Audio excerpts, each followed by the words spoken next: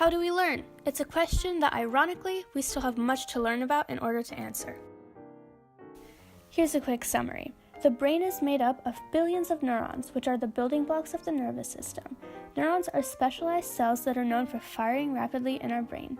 Neurons receive, process, and transmit information through electrical signals. The neuron consists of the soma, the cell body, the dendrites, the branches that extend out, the axon, the extension of a neuron, and the synapse, the gap where two neurons communicate.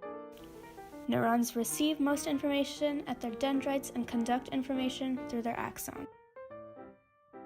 At a synapse, the neuron relays information through the synaptic gap using chemicals called neurotransmitters.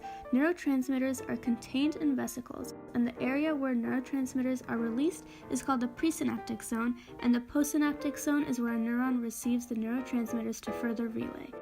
But how can we make new connections? To develop a synapse, a dendritic phylopodium, a branch that grows off a dendrite, contacts an axon.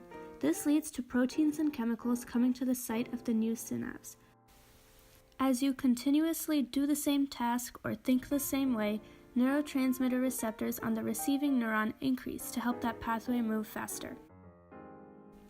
But how do we weaken connections and forget? To weaken a synapse, some cells self-destruct through a genetically programmed way called apoptosis. Research on cell death in neurons hopes to help rescue dying neurons in neurodegenerative disorders like Alzheimer's and ALS. Every time we think, hear, smell, taste, or do anything, a specific pathway lights up in our brain. The more we repeat that task, the stronger this road becomes. In 1949, Donald Hebb speculated that neurons that fire together wire together.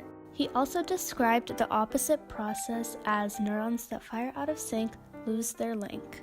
Synapses underlie the connections we make and lose, and understanding how they work can help explain how our brain develops throughout a lifetime.